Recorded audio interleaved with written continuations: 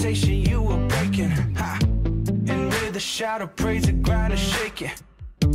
There's miracles for days, 'cause you're amazing. I'll praise you.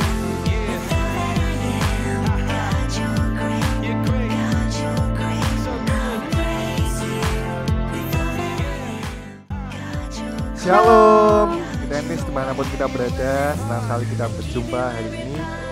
Teman-teman yang baru pertama kali join, kami ucapkan selamat datang. Dan juga buat teman-teman yang mungkin ketinggalan ibadah-ibadah kita sebelumnya, teman-teman dapat cek langsung di YouTube kita di IPTKAOP di sini. Atau buat teman-teman yang mungkin ketinggalan informasi terbaru, teman-teman dapat cek di Instagram kita di @IPTKAO_TI.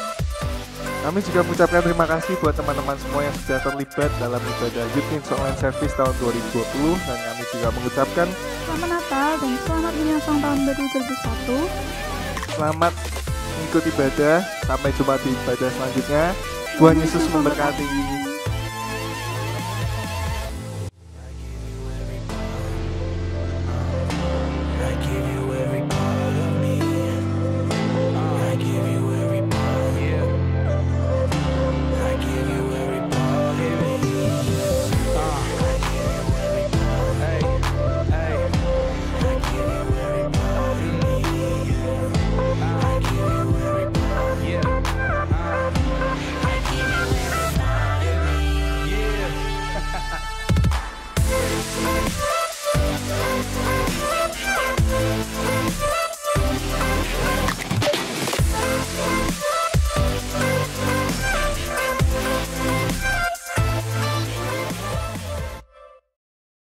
Shalom semuanya, mari kita datang ke hadirat Tuhan. Sebelum itu mari kita mengucap syukur dan mengakui kesalahan kita atas apa yang telah kita berbuat di selama seminggu ini. Biar segala penyembahan dan segala pujian kita bisa diterima oleh Tuhan. Mari kita berdoa dulu. Terima kasih Tuhan atas segala penyertaan-Mu, atas segala apa yang telah Kau beri Tuhan. Kau sungguh baik Tuhan kepada kami semua Tuhan, hingga Kau rela Tuhan lahir di bumi Tuhan, lahir di dunia ini Tuhan untuk menebus kami Tuhan. Ampuni Tuhan segala dosa yang telah kami perbuat Tuhan, mau yang disengaja maupun yang tidak Tuhan. Biarkanlah Engkau yang layakkan kami Tuhan, biarkanlah Engkau yang menganggap kami ini penting, menganggap kami ini layak Tuhan untuk masuk ke hadirat-Mu Tuhan. Terima kasih Tuhan, kami membawa segenap hati kami Tuhan, kami membawa setiap rasa bahagia, rasa senang, rasa sakit Tuhan, rasa duka Tuhan, kami bawa semua kepada Engkau Tuhan. Tuhan, jika ada yang sakit Tuhan, Kau sembuhkan bilur-bilurnya Tuhan dengan darah-Mu Tuhan, dengan kuasa-Mu Tuhan. Biarlah tangan-Mu Tuhan yang memberkati kami Tuhan. Biarlah sinar-Mu Tuhan yang menerangi setiap hati kami Tuhan. Terima kasih Tuhan. Segala kemuliaan hanya bagi nama-Mu. Di dalam nama Tuhan Kristus. Haleluya, amin. Mari kita angkat segala pujian kita. Mari kita mengangkat tangan kita. Mari kita akui bahwa Tuhan kita adalah Tuhan yang luar biasa. Tuhan kita adalah Raja. Tuhan kita adalah Sang Penebus. Tuhan kita adalah Sang Penyelamat.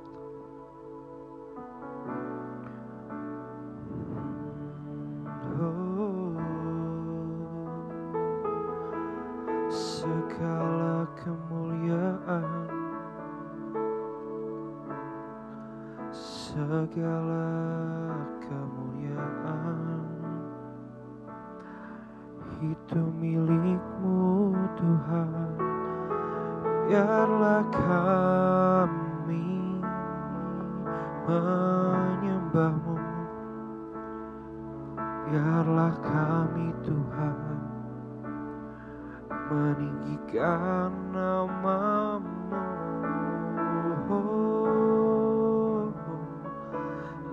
Layakkanlah kami, Kau yang layak, dan Kau yang layakkan kami Tuhan.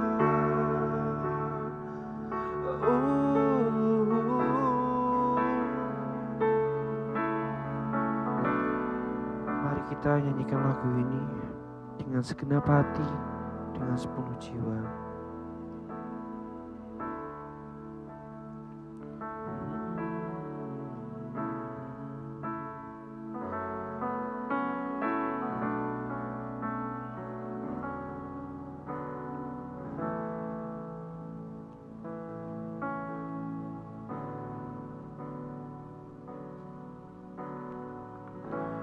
Siapakah yang dapat pisahkanku dari kasih-Mu?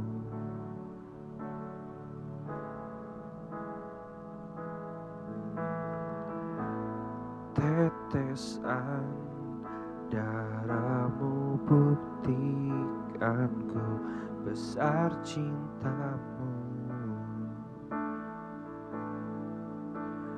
Sedalamnya lembah di hidupku, Engkau ada mengangkat hidupku.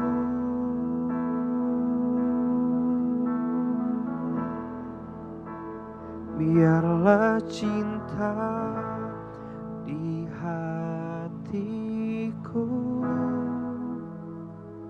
menyala di dalamku,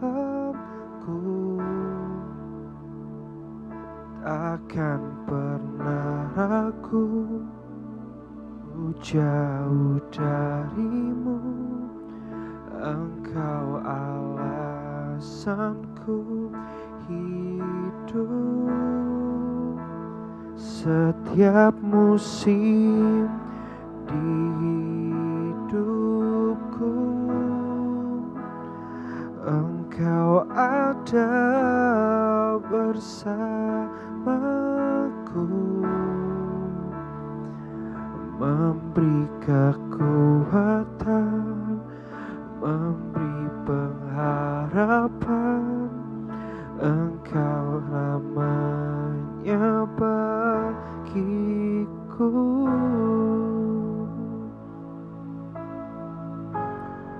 Ya Tuhan, Kau alasan bagi kami Tuhan.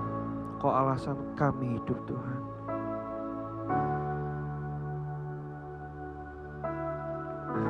Siapakah yang dapat pisahkanku dari kasih-Mu?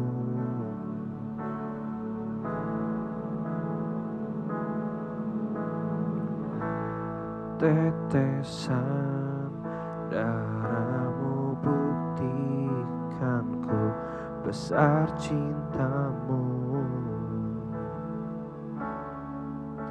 Sedalamnya lembah di hidupku, Engkau ada mengangkat hidupku.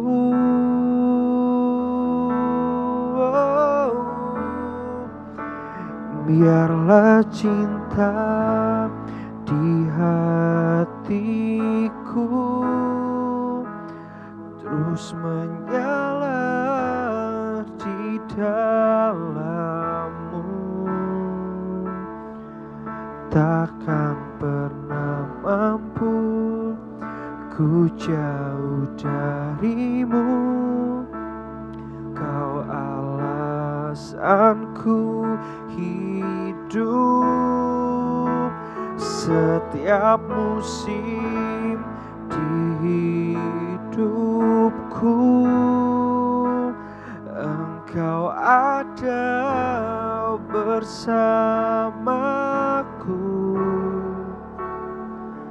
memberi kekuatan, memberi pengharapan. Engkau selamanya bagiku.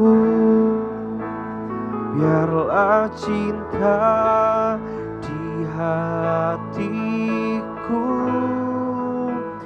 terus menyala di dalam-Mu. Takkan pernah mampu ku jauh dari-Mu. Engkau alasanku hidup. Setiap musim di hidupku, Engkau ada bersamaku, memberi kekuatan, memberi pengharapan. Engkau selamanya bagiku. Biarlah cinta di hatiku terus menyala di dalamku. Takkan pernah mampu ku jauh dari-Mu. Engkau alasanku hidup. Setiap musim di hidupku, Engkau ada bersamaku.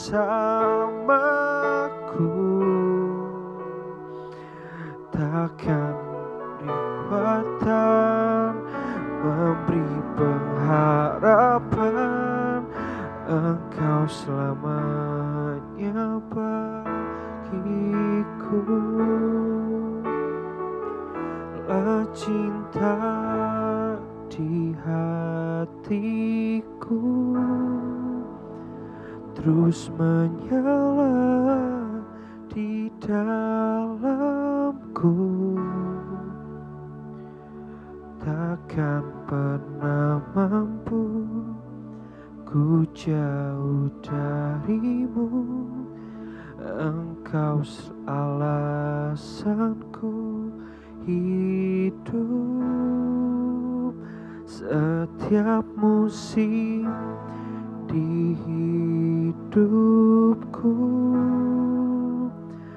Engkau ada bersamaku, memberi kekuatan, memberi pengharapan. Engkau selamanya bagiku. Biarlah cinta di hatiku terus menyala di dalam-Mu. Takkan pernah mampu ku jauh dari-Mu. Engkau alasanku hidup. Setiap musim di hidupku,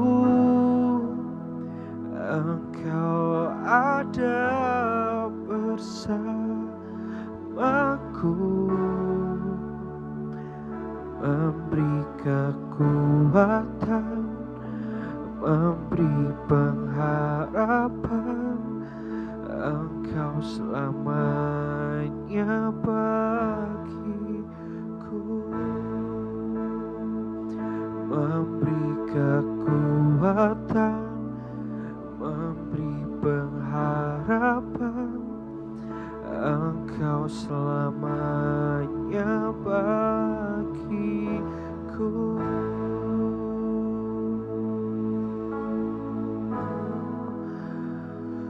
Selamanya bagiku.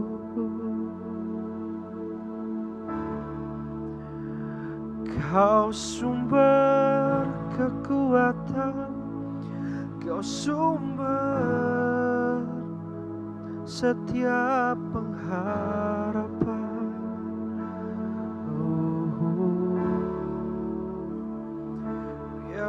cinta di hati kami. Biarlah kami tumbuh di dalam-Mu. Biarlah segenap pujian, biarlah segenap penyembahan, semua untuk-Mu, semua untuk-Mu. Biarlah Kau yang diagungkan dari seluruh dunia ini. Biarlah mereka semua mengakui-Mu Tuhan, bahwa Kaulah juru selamat kami.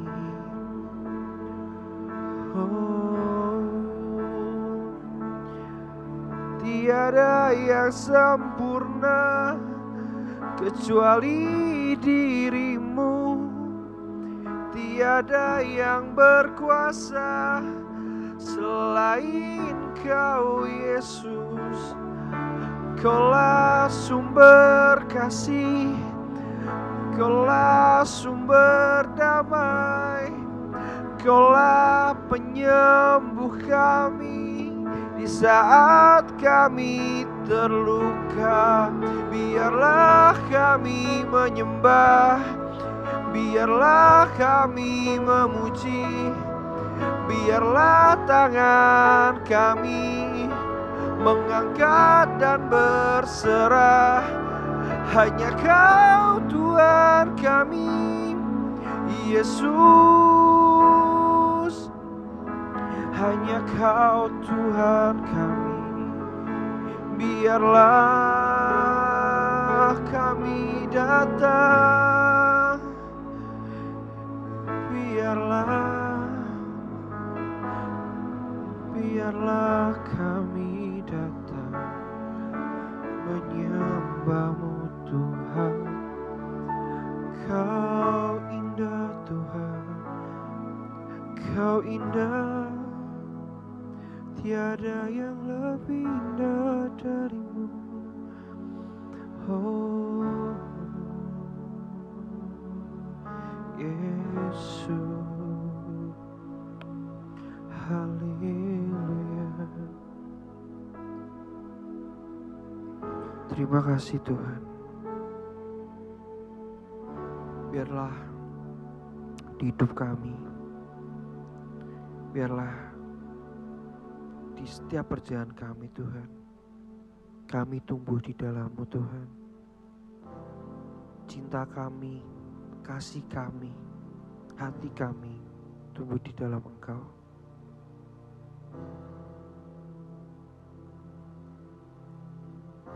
Kau tahu Tuhan, Kau mengenal kami lebih Tuhan. Kau yang tahu kami seperti apa, Kau yang tahu kekurangan kami, Kau yang tahu apa yang harus diperbaiki dari kami Tuhan. Biarlah Engkau Tuhan ada buat kami untuk merubah kami Tuhan, seturut sesuai yang Kau mau Tuhan. Buktikan kepada kami Tuhan, buktikan kepada dunia ini Tuhan, bahwa Engkau ini nyata Tuhan. Bukan hanya sekadar cerita Tuhan, tapi mujizat-Mu, kuasa-Mu Tuhan nyata Tuhan.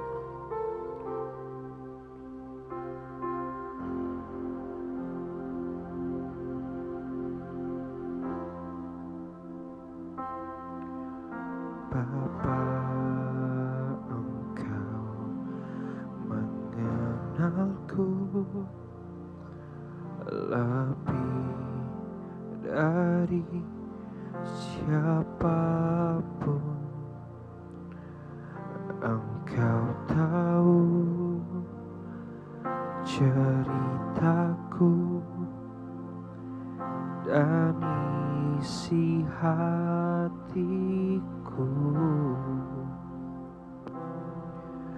Tak peduli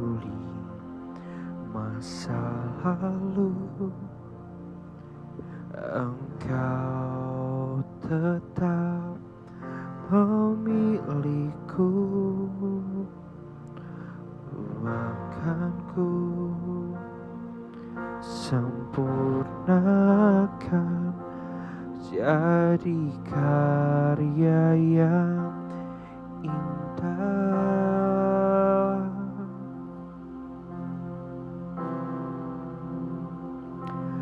Kini aku percaya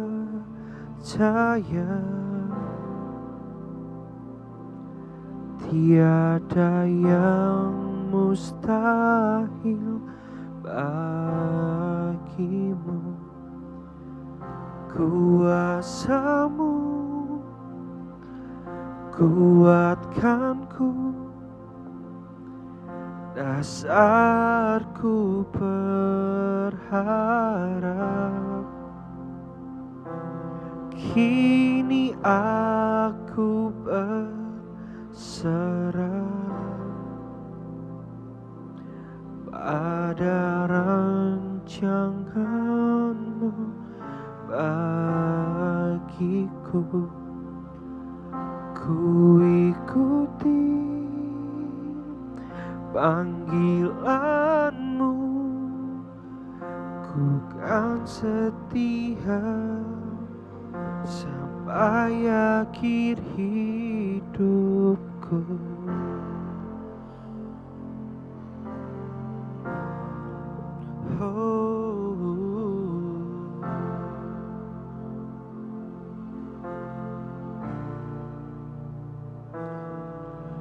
Bapa, Engkau mengenalku lebih dari siapapun. Engkau tahu ceritaku dan isi hatiku,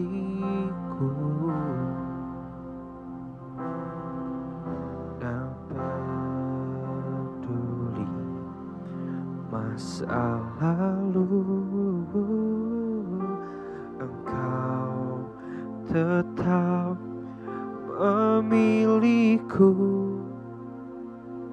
Kuatkanku,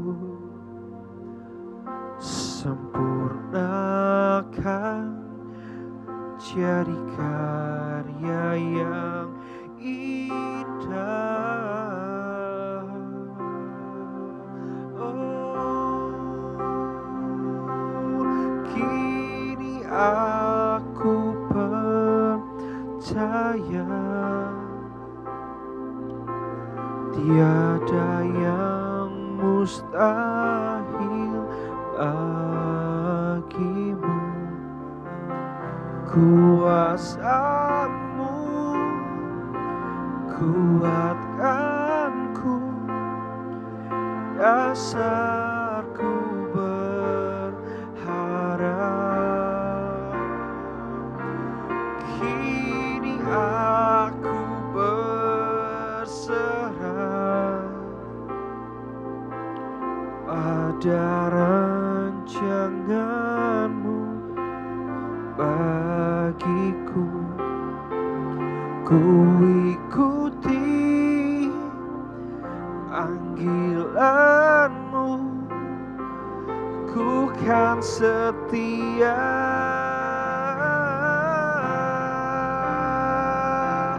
kini aku percaya tiada yang mustahil bagimu. Kuasamu kuatkanku, dasarku berharap. Kini aku berserah pada rancanganmu bagiku. Ku ikuti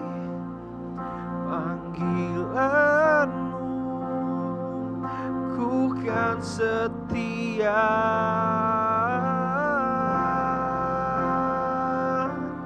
Kini aku percaya tiada yang mustahil bagimu. Kuasa-Mu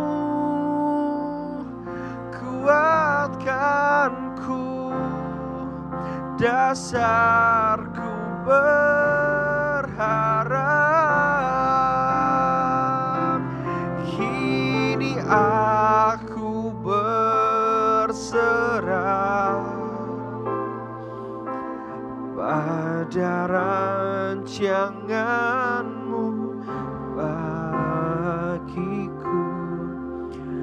Ku ikuti panggilan-Mu, ku kan setia.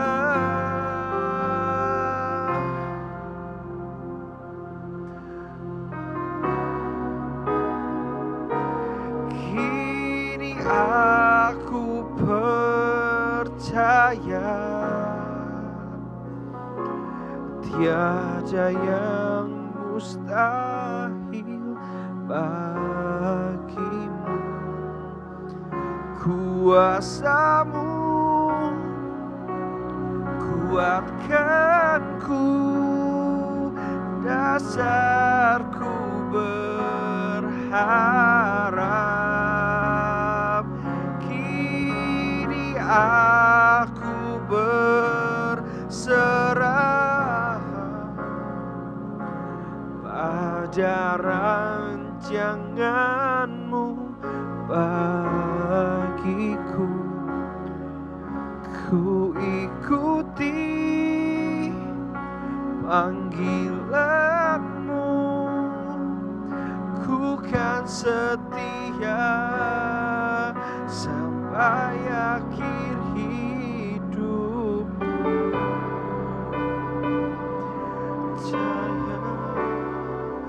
Kami percaya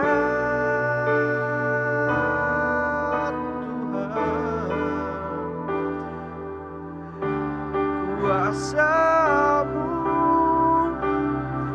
kuatkanku, dasarku berharap.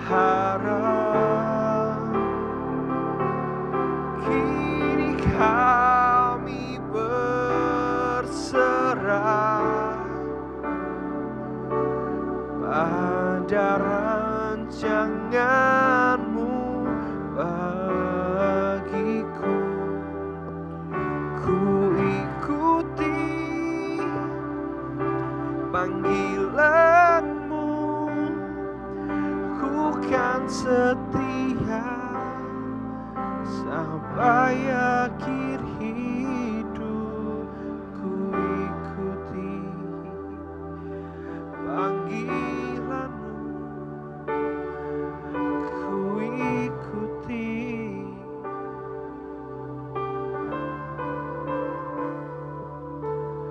Ku mengangkat tangan dan berserah bahwa Kau Tuhan.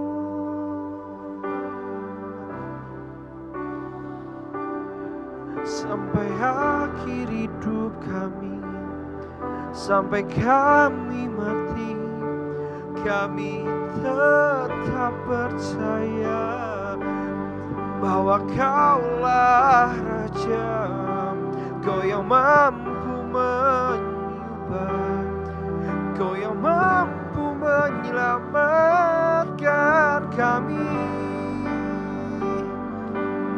Biarlah Kau Tuhan, segala yang Kau beri, segala yang Kau beri, itu semuanya cukup bagi kami. Biarlah kami memberi kepada yang lain, Biarlah kami melayani Engkau dengan sepenuh hati. Tuhan, Kaulah Raja, Kaulah Raja, Kaulah Raja.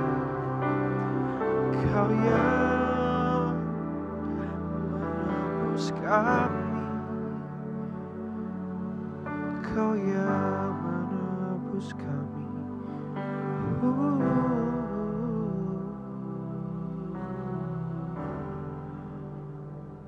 Haleluya, haleluya. Terima kasih Tuhan atas segala yang telah Kau beri Tuhan. Kau masih menerima kami Tuhan, bahkan di saat kami salah Tuhan, bahkan di saat kami terus melakukan dosa Tuhan, Kau masih menerima kami Tuhan. Kau mempunyai hati yang sangat besar Tuhan untuk menerima setiap kesalahan kami Tuhan. Kau Maha Pengampun Tuhan. Terima kasih Tuhan. Bentar lagi Tuhan, kami akan memasuki Tuhan hari Natal Tuhan, memasuki juga tahun baru Tuhan. Ampuni Tuhan segala kesalahan kami dalam setahun ini Tuhan. Ampuni Tuhan segala kekurangan kami yang benar-benar kami tak ingin introspeksi diri Tuhan. Biarlah Tuhan dalam setahun ini Tuhan kami belajar Tuhan untuk bisa menghargai lagi Tuhan atas apa yang telah Kau beri Tuhan. Untuk bisa bersyukur Tuhan. Untuk bisa merendahkan hati Tuhan. Buang kesombongan dari kami Tuhan. Buang segala hawa nafsu dari kami Tuhan. Kau tahu Tuhan, kami anak-anak-Mu Tuhan yang penuh dosa ini Tuhan. Bahkan di saat kami membuat dosa yang parah Tuhan, Kau tetap mengampuni kami Tuhan. Kau tetap menerima kami Tuhan. Kau tetap menganggap kami sebagai anak-Mu Tuhan. Ampuni Tuhan domba-domba-Mu ini Tuhan. Ampuni Tuhan. Tuhan, setiap rencana-Mu Tuhan, setiap apa yang telah terjadi hidup kami Tuhan, atau yang belum terjadi Tuhan, kami serahkan semuanya kepada-Mu Tuhan. Di tahun berikutnya Tuhan, entah apa yang terjadi Tuhan, maupun itu musibah, maupun itu berkat, maupun itu apapun ini Tuhan, kami percaya Tuhan, Kau punya rencana Tuhan untuk kami Tuhan. Biarlah Tuhan Kau memberkati kami Tuhan di setahun ini Tuhan. Terima kasih Tuhan. Bentar lagi Tuhan kami akan mendengarkan firman-Mu Tuhan. Biarlah firman-Mu ini Tuhan bisa mengetuk hati kami Tuhan, bisa mengingatkan kami Tuhan atas apa yang telah kami perbuat dan atas apa yang firman-Mu ucapkan Tuhan. Biarlah dari kalimat firman-Mu itu Tuhan, kami sadar Tuhan bahwa Engkaulah Tuhan kami, bahwa Engkaulah jalan satu-satunya Tuhan. Terima kasih Tuhan, terima kasih Tuhan. Segala kemuliaan hanya bagi nama-Mu Tuhan, di dalam nama Tuhan Yesus Kristus. Haleluya, amin.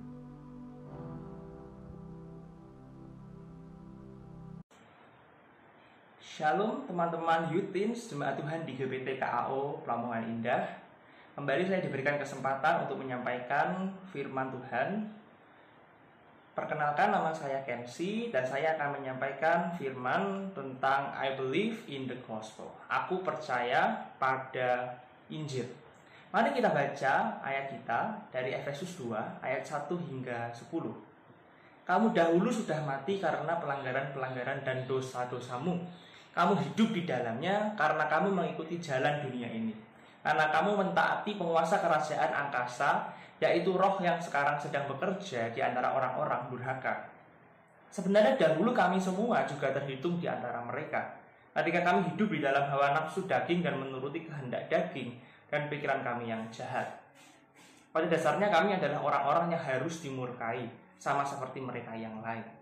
Tetapi Allah yang kaya dengan rahmat oleh karena kasih-Nya yang besar yang dilimpahkannya kepada kita, telah menghidupkan kita bersama-sama dengan Kristus. Sekalipun kita telah mati oleh kesalahan-kesalahan kita, oleh kasih karunia kamu diselamatkan. Dan di dalam Kristus Yesus Ia telah membangkitkan kita juga dan memberikan tempat bersama-sama dengan Dia di surga. Supaya pada masa yang akan datang Ia menunjukkan kepada kita kekayaan kasih karunia-Nya yang melimpah-limpah sesuai dengan kebaikan-Nya terhadap kita di dalam Kristus Yesus. Sebab karena kasih karunia kamu diselamatkan oleh iman, itu bukan hasil usahamu tetapi pemberian Allah. Itu bukan hasil pekerjaanmu. Jangan ada orang yang memegahkan diri. Karena kita ini buatan Allah, diciptakan dalam Kristus Yesus untuk melakukan pekerjaan baik yang dipersiapkan Allah sebelumnya. Ia mau supaya kita hidup di dalamnya. Amin. Apa itu Injil? Itu yang akan kita bahas hari ini. Kalau aku menanyakan apa itu Injil, pertanyaan ini memiliki banyak sekali jawaban yang berbeda. Misalkan saja kalau saya bertanya kepada teman-teman saat ini, mungkin jawaban teman-teman yang satu dengan yang lain pasti berbeda. Beberapa di antara kita akan menjawab bahwa Injil adalah 4 kitab pertama dari Perjanjian Baru. Tidak salah, tetapi kita perlu menanyakan mengapa keempat kitab itu disebut sebagai Injil. Beberapa yang lain akan menjawab bahwa Injil adalah Allah akan mengampuni dosa-dosa kita jika kita mau percaya kepadanya. Ada juga yang menjawab bahwa Injil adalah Allah yang mengasihi kita dan memiliki rencana yang baik dan indah di dalam hidup kita. Ada juga yang menjawab bahwa Injil adalah bahwa kita adalah anak-anak Allah dan Allah mau anak-anaknya sukses dalam hidupnya, berlimpah di semua aspek kehidupan. Jadi yang ini ingin mengatakan bahwa Allah tidak akan membiarkan anak-anaknya hidup tidak berlimpah. Jadi berlimpah di dalam pendidikan, dalam ekonomi, dalam semua aspek kehidupan. Oke. Nah, mana yang benar? Saya berharap bahwa di akhir sermon ini teman-teman sudah tahu jawaban mana yang benar. Apakah yang tadi atau semuanya salah atau yang mana? Nah, untuk menjawab apa itu Injil, kita harus membahas 4 poin penting. Yang pertama adalah Allah, yang kedua manusia, yang ketiga Yesus Kristus, dan yang keempat respon kita. Mari kita mulai dengan yang pertama, yaitu Allah atau God. Dalam Kejadian 1, kita melihat bahwa Allah adalah Allah yang menciptakan. Dia adalah sang pencipta dari alam semesta kita dan segala isinya. Ayat pertama Alkitab adalah salah satu ayat terpenting karena menjadi salah satu fondasi utama dalam memahami isi Alkitab. Mari kita baca Kejadian 1 ayat 1. Pada mulanya Allah menciptakan langit dan bumi. Ayat tersebut jelas mengatakan bahwa Allah sudah ada sejak kekal, bahwa Ia adalah Allah yang menciptakan segala sesuatunya. Mungkin ada di antara kita yang bertanya, jika segala sesuatu diciptakan oleh Allah, maka siapa yang menciptakan Allah? Saya ingin menjawabnya, tapi kita tidak punya banyak waktu sehingga kita harus skip pertanyaan ini. Mungkin kita akan jawab di lain kesempatan. Nah, dari sini kita tahu bahwa Allah adalah Allah yang kekal dan Ia tidak diciptakan. Kemudian, kalau kita lanjutkan, kita juga melihat bahwa di dalam Kejadian 1 ayat 1, Allah adalah subjek pertama. Dan kalau di Wahyu bagian terakhir, Allah adalah subjek terakhir di dalam Alkitab kita. Dan Allah adalah subjek yang terpenting di dalam Alkitab kita. Hal ini berarti bahwa dari ayat 1 tadi menunjukkan bahwa Alkitab menolak dengan tegas ateisme yang mengatakan tidak ada Allah. Karena di ayat 1 dikatakan pada mulanya Allah, maka sudah jelas pasti ada Allah. Yang kedua, agnostik atau agnostisisme yang mengatakan bahwa kita tidak tahu apakah Allah itu ada atau tidak. Karena di Kejadian 1 ayat 1 dikatakan dengan jelas, dengan pasti bahwa ada Allah. Kejadian 1 ayat 1 juga menolak dualisme yang mengatakan bahwa ada dua Allah, yang satu Allah yang baik, yang kedua Allah yang jahat. Karena di Kejadian 1 ayat 1 dikatakan dengan jelas bahwa hanya ada satu Allah saja. Lalu Alkitab juga dengan jelas menolak panteisme yang mengatakan bahwa semua atau panta dalam bahasa Yunani adalah Allah. Nah, aku Allah, kamu Allah, kita semua adalah Allah. Benda-benda ini semua mengandung esensi Allah. Nah, dengan jelas Alkitab Kejadian 1 ayat 1 mengatakan bahwa pada mulanya Allah menciptakan. Maka segala ciptaan itu bukan Allah, tetapi hasil ciptaan dari Allah yang tentunya di luar ciptaannya. Dan yang terakhir, Kejadian 1 ayat 1 juga menolak dengan tegas politeisme atau ada banyak Allah. Karena menurut grammar, dan kita baca lebih lanjut dalam Alkitab, kita menemukan bahwa subjek Allah Elohim di dalam bentuk plural. Im artinya dia plural, Allah Allah. Tetapi diikuti oleh verba atau kata kerja yang singular, bara. Nah, hal ini menunjukkan bahwa Allah yang kita sembah adalah Allah Tritunggal, bukan Allah yang hanya punya satu pribadi atau banyak pribadi dan banyak hakikat. Nah, Allah yang kita sembah adalah Allah Tritunggal, satu hakikat, tiga pribadi. So, sampai di sini kita sudah melihat bahwa Allah adalah Allah Tritunggal dan Ia menciptakan segala sesuatu. Tetapi, mengapa Allah menciptakan segala sesuatu? Why is there something rather than nothing? Mengapa harus ada dunia kita? Mengapa harus ada planet-planet? Mengapa harus ada kita? Mengapa Allah menciptakan? Jawabannya yaitu karena Allah ingin membagikan kasih-Nya kepada kita. Allah kita tidak memerlukan malaikat. Ia tidak memerlukan manusia. Ia adalah Allah yang sempurna, Allah yang kaya, Allah yang tidak butuh apapun sejak kekekalan. Kita sebagai ciptaan tidak bisa membuat Allah lebih sempurna dan membuat Allah lebih mulia. Mengapa? Karena Ia memang sudah sempurna dan sudah mulia sejak kekekalan.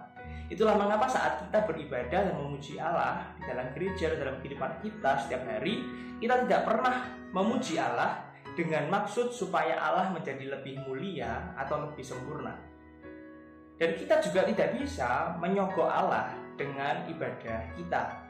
Ada yang, contohnya ya, ada yang mengatakan bahwa kalau kita memberikan persembahan, perpuluhan dan lain sebagainya, maka Allah akan membalaskan kepada kita 10, 20, 30 kali lipat lebih dari apa yang kita beri. Nah, seakan-akan Allah itu berhutang kepada kita. Kita harus sadar bahwa Allah itu Allah yang sempurna, Dia lengkap tanpa kita. Dia tidak butuh apapun dari kita. Karena Allah menciptakan kita, karena Ia ingin mengasihi kita. Ia ingin membagikan kasih-Nya, bukan karena Ia kekurangan sesuatu. Mari kita baca dari Kisah Para Rasul 17 ayat 24 sampai 25. Allah yang telah menjadikan bumi dan segala isinya, Ia yang adalah Tuhan atas langit dan bumi, tidak diam dalam kuil-kuil buatan tangan manusia, dan juga tidak dilayani oleh tangan manusia seolah-olah Ia kekurangan apa-apa, karena Dialah yang memberikan hidup dan nafas dan segala sesuatu kepada semua orang. Nah, kita lihat dari ayat ini bahwa Allah tidak kekurangan apa-apa. Ia tidak butuh pelayanan kita, Ia tidak butuh penghormatan kita. Lalu mengapa dalam Alkitab kita menemukan banyak sekali ayat bahwa Allah ingin kita mencintai Dia, kita menghormati Dia? Mengapa? Bukan karena Ia adalah Allah yang narsistik atau Allah yang gila hormat, tetapi karena Ia tahu bahwa saat kita memilikinya, saat kita hidup di dalamnya, saat kita menyembahnya, kita memiliki segalanya, dan kita memang diciptakan untuknya. Mungkin dalam hidup ini kita bisa mengejar harta, mengejar seks, mengejar kepandaian, rasa aman, menerima orang lain, dan hal lain sebagainya sekeras yang kita mau. Tetapi pada akhirnya semua itu akan berakhir dengan sia-sia. Kenapa? Karena di dalam hati kita pasti tetap ada yang kurang. Ada rasa haus di dalam hati kita yang tidak akan pernah dipuaskan oleh semua itu. Mengapa terjadi seperti ini? Karena hati kita memang diciptakan, memang didesain untuk hanya dapat dipuaskan oleh Allah saja dan bukan hal-hal lainnya. Itulah mengapa dalam kitab Pengkhotbah Salomo berkata, aku sudah mencoba dan mendapatkan semua. Aku punya banyak istri, aku punya banyak anak, aku punya kekayaan, aku punya kebijaksanaan, aku punya hikmat, aku punya kekuasaan, aku punya semua yang kalian cari. Tetapi kata Salomo, semuanya sia-sia belaka. Kenapa? Karena hati kita tidak bisa dipuaskan oleh itu semua. Karena hati kita memang didesain untuk hanya dapat dipuaskan oleh Allah saja. Itulah mengapa saat kita mencari segala sesuatu di luar dari Allah, hal-hal itu pada akhirnya akan mengecewakan kita. Itulah alasan mengapa banyak orang bunuh diri, terutama mereka yang sudah mencapai apa yang diinginkannya atau cita-citakannya sejak lama. Kalau kita melihat banyak sekali artis yang mereka ingin kaya, ingin sukses, ingin tenar, tapi ketika mereka sudah mendapatkan itu semua, mereka bunuh diri, overdosis atau bunuh diri atau kasus-kasus lainnya. Mengapa itu terjadi? Karena mereka tidak puas, karena mereka mencari semua itu di luar dari Allah. Dan itulah yang terjadi pada manusia yang pertama, manusia kedua, dan keturunan-keturunannya. Sekarang kita masuk ke pembahasan kita yang kedua, yaitu tentang manusia. Seperti yang sudah kita bahas pada poin pertama, manusia diciptakan sebagai makhluk yang mengasihi dan menyembah, terutama mengasihi dan menyembah Allah pencipta kita. Manusia hanya punya dua pilihan, entah dia mau menyembah dan mengasihi Allah, atau dia mau menyembah dan mengasihi segala sesuatu yang bukan Allah. Bisa saja kita memilih untuk mengasihi dunia ini, mengasihi uang, atau bahkan kita bisa saja mengasihi diri kita sendiri. Inilah yang terjadi pada saat Adam dan Hawa diperhadapkan dengan buah dari pohon pengetahuan yang baik dan jahat. Adam dan Hawa diperhadapkan pada dua pilihan. Apakah mereka mau mencintai Allah atau mereka mau mencintai yang lainnya? Kalau kita baca di Kejadian 2, Kejadian 3, kita akan menemukan bahwa pada akhirnya Adam dan Hawa memilih untuk memakan buah. Kita baca dari Kejadian 3 ayat 6. Perempuan itu melihat bahwa buah pohon itu baik untuk dimakan dan sedap kelihatannya. Lagi pula pohon itu menarik hati karena memberi pengertian. Lalu ia mengambil dari buahnya dan dimakannya dan diberikannya juga kepada suaminya yang bersama-sama dengan dia, dan suaminya pun memakannya. Masalah yang kita lihat dari ayat ini bukan hanya masalah mereka melanggar hukum Allah atau perintah Allah. Masalah utama dari kejatuhan Adam dan Hawa adalah bahwa mereka tidak lagi hanya mengasihi atau mencintai Allah, melainkan mereka mencintai dirinya sendiri. Mereka lebih menginginkan buah itu daripada menginginkan Allah. Inilah yang disebut dengan dosa. Akar dari segala dosa adalah saat kita melihat sesuatu jauh lebih menarik, jauh lebih indah, jauh lebih baik daripada Allah. Hal ini disebabkan karena kita tidak puas dengan Allah. Kita tidak puas dengan Allah sehingga kita mencari kepuasan kita pada hal-hal yang lain yang adalah menurut sudut pandang kita jauh lebih menarik daripada Allah. Itulah mengapa kita melanggar perintah Allah.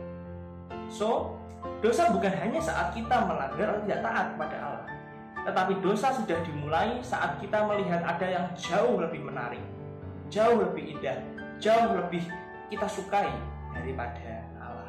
Itulah mengapa di dalam khotbah di bukit Tuhan Yesus berkata, kamu telah mendengar firman, jangan berzina. Tapi aku berkata kepadamu, setiap orang yang memandang perempuan serta menginginkannya sudah berzinah dengan dia di dalam hatinya. Dosa bukan saat kita execute atau melanggar firman atau melanggar perintah Allah saja, tetapi dosa sudah dimulai saat dari dalam hati kita melihat ada sesuatu yang jauh lebih menarik, jauh lebih indah daripada Allah. Inilah yang kemudian disebut sebagai penyembahan berhala, yaitu saat kita menemukan kebahagiaan, makna hidup, dan kesempurnaan di luar Allah saja. Kita merasa hidup kita berarti saat kita sukses, saat kita kaya raya. Kita merasa hidup kita sempurna saat kita bisa memerintah atau mengontrol teman-teman kita di dalam kerja kelompok misalnya. Atau kita merasa bahagia saat semua orang menghormati kita. Setiap keinginan hati kita yang salah, seperti yang saya sebutkan barusan, akan berakibat pada kita melanggar perintah Allah. Entah kita mencuri, entah kita curang, entah kita pakai cara-cara yang tidak baik, dan pada akhirnya kita tidaklah taat kepada Allah. R.C. Sproul berkata, dosa adalah sebuah pemberontakan dan pengkhianatan kosmis, sebuah pengkhianatan terhadap Allah sang penguasa dan pencipta kita. Itu adalah tindakan tidak berterima kasih kepada Dia yang kita berhutang segalanya, kepada Dia yang telah memberi kita hidup itu sendiri. Pernahkah Anda mempertimbangkan implikasi yang lebih dalam dari dosa sekecil apapun? Apa yang kita katakan kepada pencipta kita saat kita tidak menaatinya sedikit pun? Kita berkata tidak pada kebenaran Allah. Kita berkata, Allah, hukummu tidak baik, pertimbanganku jauh lebih baik daripada pertimbanganmu. Otoritasmu tidak berlaku atasku. Aku berkata di atas, aku berada di atas dan melebihi hakmu. Aku memiliki hak untuk melakukan apa yang ingin aku lakukan, bukan apa yang engkau perintahkan untuk aku lakukan. Wow, inilah sesuatu yang luar biasa. Inilah arti dosa. Dosa kecil pun memiliki implikasi yang besar. Sama seperti Adam dan Hawa, seringkali kita ingin menjadi Allah bagi diri kita. Kita tidak mau diatur oleh Allah. Kita ingin menentukan yang benar dan yang salah menurut diri kita sendiri. Sama seperti orang yang membangun menara Babel di Kejadian 10. Seringkali kita ingin menyingkirkan Allah dari tahtanya dan menganggap bahwa Allah tidak layak untuk kita sembah. Dan kita merasa diri kita jauh lebih baik, jauh lebih hebat daripada Allah. Kita baca Kejadian 11 ayat 4. Juga kata mereka, marilah kita dirikan bagi kita sebuah kota dengan sebuah menara yang puncaknya sampai ke langit. Dan marilah kita cari nama supaya kita jangan terserak ke seluruh bumi. Kalau kita membaca Alkitab dari awal kejatuhan Adam dan Hawa dan seterusnya, ada satu hal yang perlu kita ketahui, bahwa memang kita harus mengikuti teladan yang baik dari para tokoh. Tapi kalau kita melihat, para tokoh bukan orang yang sempurna. Para tokoh adalah orang yang berdosa. Tapi ada satu poin lagi yang jauh lebih penting dari itu, bahwa yang berdosa bukan hanya mereka, tetapi kita semua juga berdosa. Kita semua adalah manusia yang berdosa. Dalam Roma 3:23, karena semua orang telah berbuat dosa dan telah kehilangan kemuliaan Allah. Inilah dosa. Dosa membuat kita terpisah dari Allah. Yesaya 59 ayat 2. Tetapi yang merupakan pemisah antara kamu dan Allahmu ialah segala kejahatanmu, dan yang membuat Dia menyembunyikan diri terhadap kamu sehingga Ia tidak mendengar ialah segala dosamu. Dosa inilah yang mengakibatkan segala kebaikan yang telah kita lakukan tidak ada artinya. Saat kita melakukan 9 dari 10 perintah Allah dan kita hanya melanggar satu saja, perintahnya paling sepele, misalkan jangan membunuh, itu terlalu berat ya. Yang mudah aja, kita iri, kita menginginkan punya orang lain, satu aja, dan kita taat 9, misalkan seperti itu.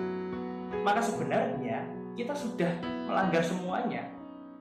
Jadi kita nggak bisa mengatakan, ini loh Tuhan, aku sudah melakukan 9, sesuatu yang baik. Oh, nggak bisa. Kalau kita melanggar satu aja, berarti itu sama dengan kita menghancurkan semua, kita melanggar semua.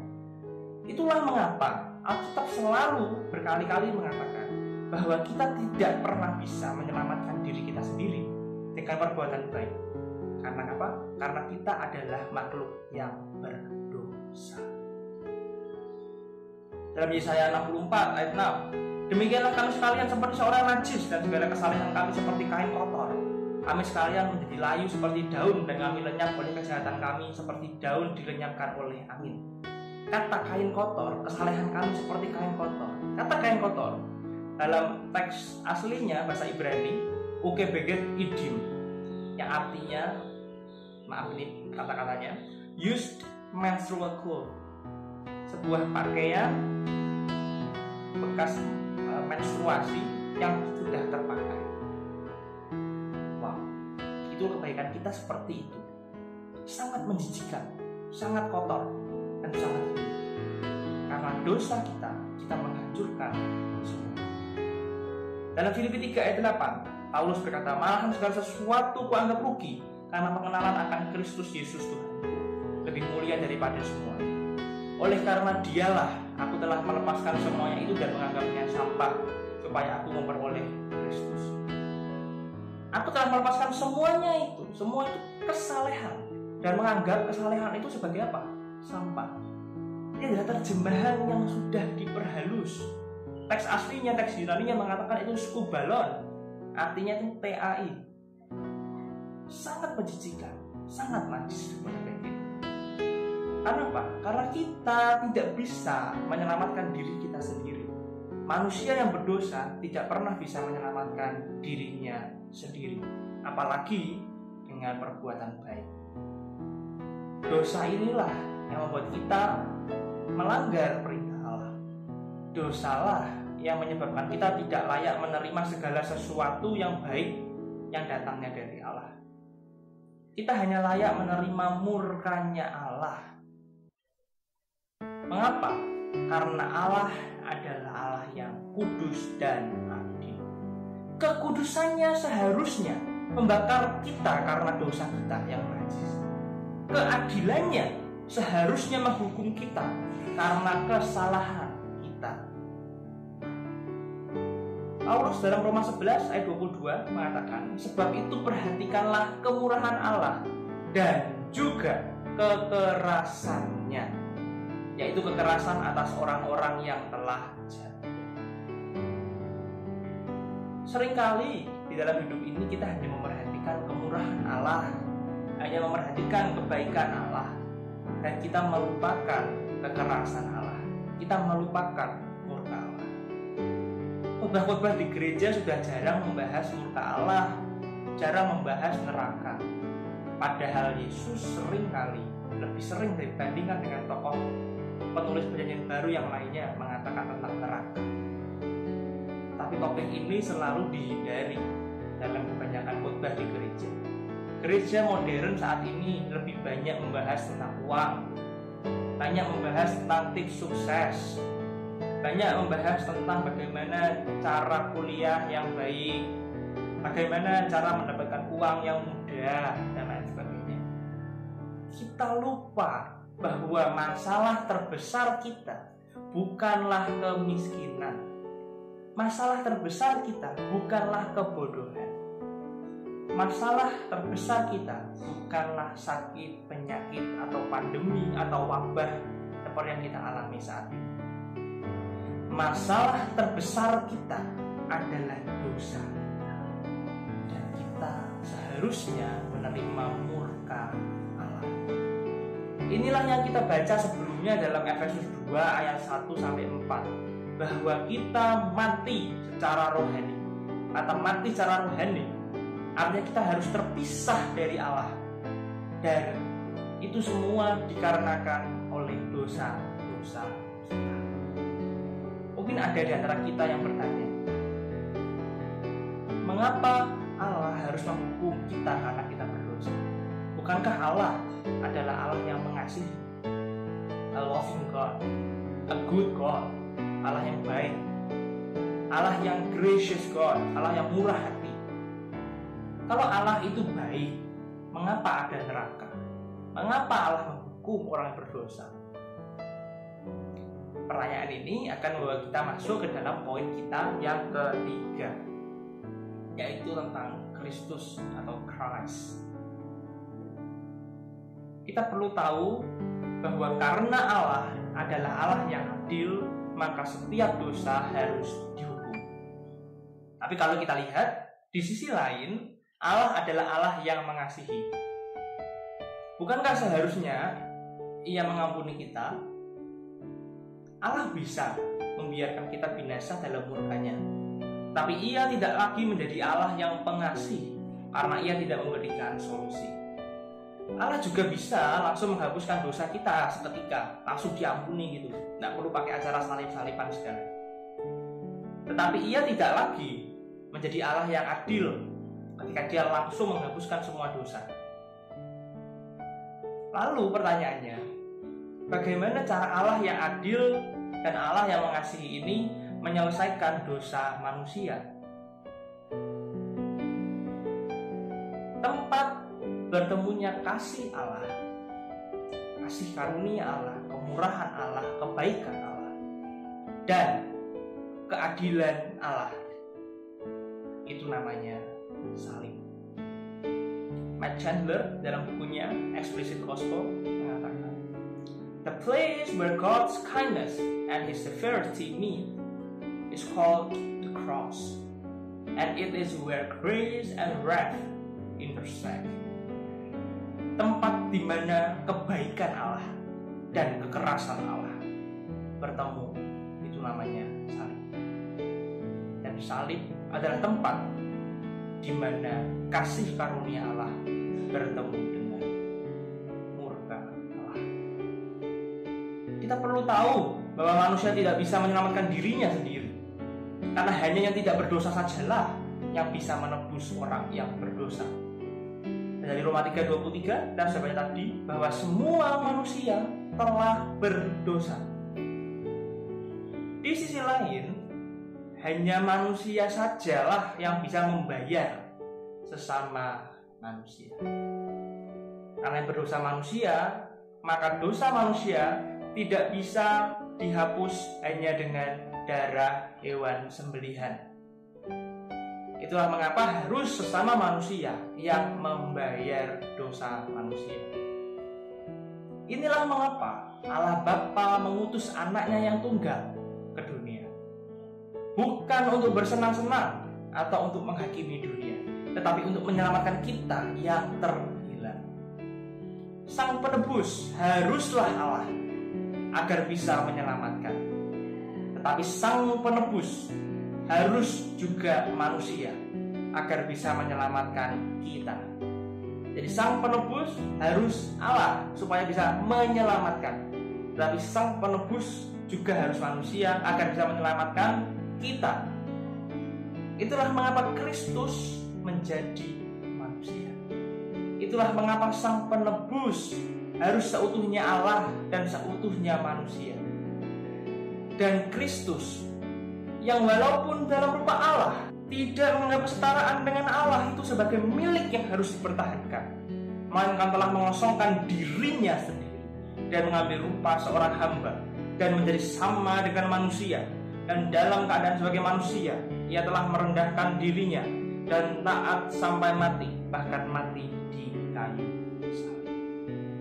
Bapak Gereja Agustinus dari Hippo berkata, pencipta manusia menjadi manusia, sang penguasa bintang-bintang menyusu pada ibunya, sang roti hidup merasa lapar, sang sumber air kehidupan merasa haus, sang terang gelap tidur, sang jalan menjadi lelah karena perjalanannya, sang kebenaran dituduh bersalah, sang guru dicambuk, sang fondasi digantungkan di atas kayu, sang kekuatan menjadi lemah, sang penyembuh menjadi terluka, sang kehidupan mengalami kematian.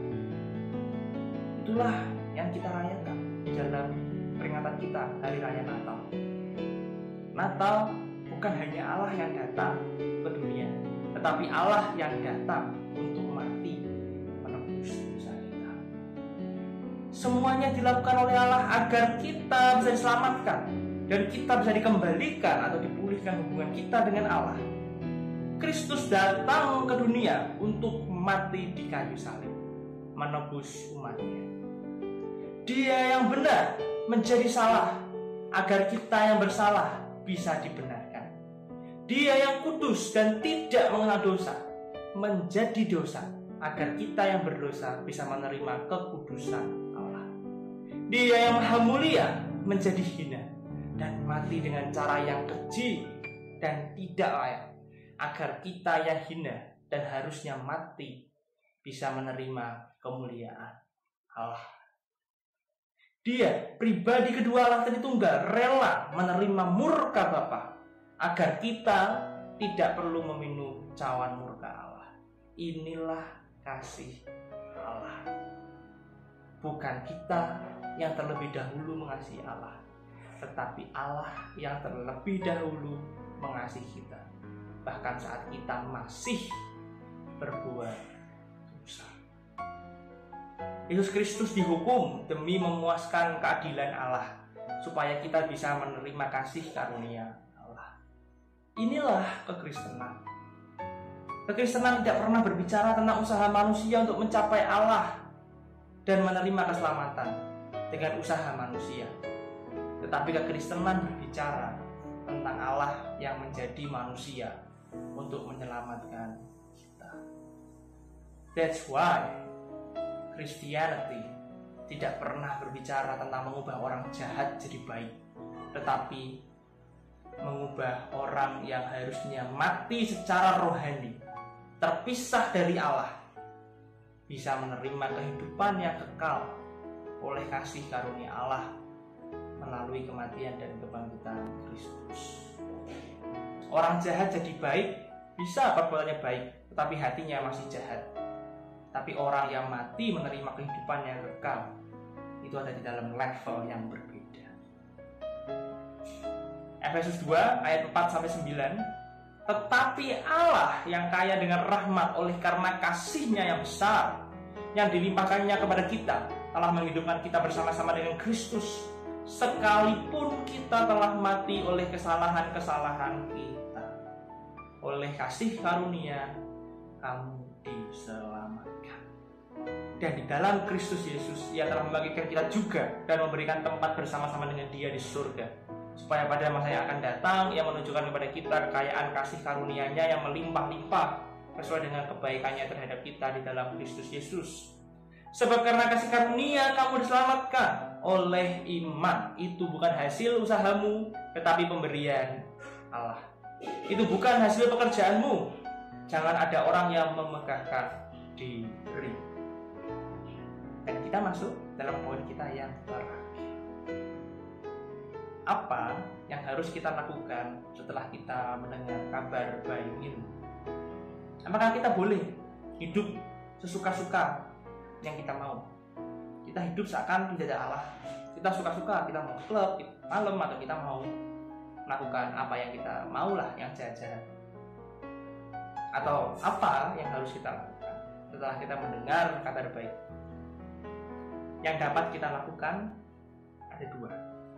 Yang pertama, hidup dalam iman. Yang kedua, hidup dalam pertobatan.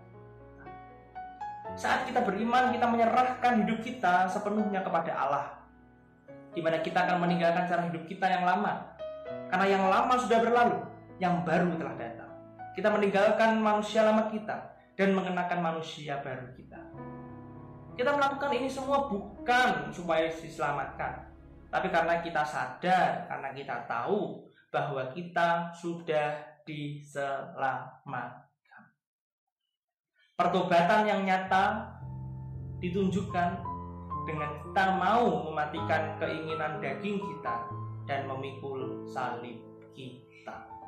Karena Tuhan Yesus berkata, barang siapa mau mengikut aku, ia harus menyangkal dirinya, memikul salib dan mengikut aku. Inilah kehidupan orang percaya. Kita melakukan itu semua bukan supaya kita diselamatkan, tapi karena kita tahu kita sudah diselamatkan dengan harga yang mahal. John Bunyan di dalam bukunya The Pilgrim's Progress, dalam bahasa Indonesia disebut sebagai perjalanan musafir, mengatakan, orang harus dikalahkan dahulu dengan anugerah, barulah dosa bisa dimatikan. Sebelum anugerah Kristus menunjukkan dirinya dan mengalahkan jiwa kita dengan kemuliaannya, maka tidak mungkin kita bisa melawan dosa. Karena dosa adalah ikatan yang dipakai iblis untuk mengikat jiwa. Bagaimana mungkin kita bisa melawan iblis sebelum jiwa kita dibebaskan dari ikatan tersebut? Itulah mengapa kita mulai tadi dari kasih karunia, baru hidup oleh iman, hidup dalam pertobatan. Karena apa? Karena semua ini dimulai dengan kasih karunia Allah. 1 Petrus mengatakan, hiduplah sebagai anak-anak yang taat dan jangan turuti hawa nafsu yang menguasai kamu pada waktu kebodohanmu. Tapi hendaklah kamu jadi kudus di dalam seluruh hidupmu, sama seperti Dia yang kudus yang telah memanggil kamu. Sebab kamu tahu bahwa kamu telah ditebus dari cara hidupmu yang sia-sia, yang kamu warisi dari nenek moyangmu. Itu bukan dengan barang yang fana, bahkan bukan pula dengan perak atau emas, melainkan dengan darah yang mahal, yaitu darah Kristus yang sama seperti darah anak domba yang tak bernoda dan tak bercacat. Kita hidup di dalam ketaatan kepada Allah dan hidup di dalam kekudusan, karena Allah telah terlebih dahulu menebus kita. Kita mematikan dan mengalahkan dosa kita, karena kita telah terlebih dahulu dikalahkan dan ditaklukkan oleh kasih karunia Allah. Kita tidak lagi melihat hal-hal itu menjadi lebih indah daripada Allah, karena bagi kita hanya Allah sajalah yang indah. Kita tidak akan lagi mencari pengakuan dan penerimaan dari orang lain, karena kita tahu bahwa Allah sudah menerima kita dan mengakui kita sebagai anak. Inilah penerimaan yang terbesar. Kita tidak akan lagi menjadikan uang dan harta sebagai yang terutama dalam hidup kita, karena kita telah sadar dan kita sadar bahwa kita telah menerima berkat terbesar kita, bukan uang, tetapi Kristus yang mau datang untuk mati menggantikan. Kita tidak akan lagi khawatir akan hidup kita, karena kebutuhan terbesar kita yaitu pengampunan dosa telah dipenuhi oleh Allah.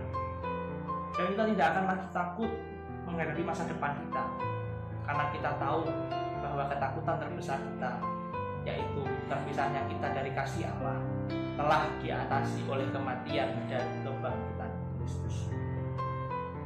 Sekalipun kita berada di dalam lembah kekelaman, aku tidak takut, karena musuh terbesar kita sudah dikalahkan dan Allah Roh Kudus ada bersama dengan kita. Kalau Allah ada bersama dengan kita, siapa lawan kita? Bukan karena kita yang hebat, bukan karena kita yang kuat, bukan karena kita punya iman yang luar biasa, tetapi karena kita punya Allah yang luar biasa. Yang terpenting bukan hanya karena iman kita, tapi yang terpenting adalah siapa objek iman kita, siapa yang kita imani. Ketika Daud melawan Goliat, yang hebat bukan Daudnya. Siapa Daud? Daud bukan orang yang hebat, tetapi Allah yang bekerja melalui Daud. Itulah yang kita percaya sebagai orang Kristen. Cara berpikir kita berubah karena kita sudah menerima kasih karunia Allah, karena Kristus sudah membukakan mata kita, karena Roh Kudus sudah mau membimbing hidup kita. Jadi kita telah membahas 4 poin penting dari Injil. Jika kita menghilangkan salah satu aja dari 4 poin tadi, maka hal-hal ini tidak lagi layak disebut sebagai Injil. Karena Injil adalah 4 poin ini yang disatukan. Ya. Setiap kita harus memahami apa itu Injil. Karena dalam Roma 1 ayat 16 berkata bahwa Injil adalah kekuatan Allah yang menyelamatkan setiap orang yang percaya. Inilah Injil itu, bahwa kita diselamatkan by grace alone, through faith alone, in Christ alone. Kita diselamatkan hanya oleh kasih karunia Allah, hanya melalui iman, hanya di dalam Kristus. Dan kita diselamatkan from God, by God, for God. Kita diselamatkan dari Allah, dari murkanya Allah. Kita diselamatkan oleh Allah. Allah Bapa merancangkan keselamatan. Tuhan Yesus mengeksekusi keselamatan. Bahkan Dia mati di kayu salib. Dan Roh Kudus mengaplikasikan keselamatan di dalam hidup kita setiap hari. Bukan hanya Yesus yang bekerja dalam keselamatan, tetapi seluruh pribadi di dalam Allah Tritunggal juga terlibat di dalam keselamatan kita. Dan yang terakhir, kita diselamatkan untuk Allah. Soli Deo Gloria. Hidup kita, keselamatan yang kita terima bukan untuk kita, tetapi untuk kembali kepada kemuliaan Allah, kembali untuk memuliakan Allah. Mari kita tutup tahun 2020 dan membuka tahun 2021 dengan kesadaran bahwa kita telah ditebus dengan harga yang mahal, yaitu oleh darah Kristus. Sehingga kita tidak lagi boleh hidup sama seperti dunia ini, melainkan kita harus hidup kudus, tidak bercacat, tidak bercela, untuk terus berjuang tanpa batas melakukan kehendak Bapa di dalam hidup kita. Dan kita juga harus tidak lagi memandang dunia sebagai keindahan, dan kita hanya memandang kepada Bapa. Turn your eyes upon Jesus. Lihat, pandanglah kepada Kristus. Maka semua yang ada di dunia ini, semua akan menjadi pudar. Karena apa? Karena Kristus jauh lebih indah daripada itu semua. Dan yang terakhir, marilah kita terus merindukan rumah Bapa. Kita merindukan langit yang baru dan bumi yang baru, tempat di mana kita akan bersekutu dengan Allah selamanya. Amin. Mari kita berdoa. Bapa kami di dalam surga, kami datang kepadamu di dalam nama Tuhan Yesus Kristus oleh kuasa Roh Kudus. Kami datang ya Bapa, di dalam segala kelemahan kami. Kami mengakui kami adalah orang yang berdosa. Kami orang yang tidak layak. Kami hanya layak menerima murka-Mu. Kami bahkan tidak layak menerima sedikit pun kebaikan. Tetapi Engkau yang kaya dengan rahmat, Engkau yang kaya dengan kasih karunia, mau menolong kami, mau menyelamatkan kami. Kami yang harusnya terpisah dari Engkau, tetapi Kristus telah datang untuk menarik kami kembali ke dalam persekutuan dengan Allah. Ya Bapa, kami bersyukur setiap kemurahan yang Engkau berikan kepada kami sampai hari ini. Ya Bapa, tolong utus Roh Kudus-Mu untuk terus membimbing kami di dalam hidup kami setiap hari, karena kami rindu untuk terus berjalan bersama-Mu. Terima kasih Tuhan, sertai kami, lindungi kami, dan tetaplah ada bersama dengan kami sepanjang umur hidup kami. Terima kasih Tuhan, di dalam nama-Mu kami sudah berdoa. Amin. Terima kasih, sampai jumpa di lain kesempatan.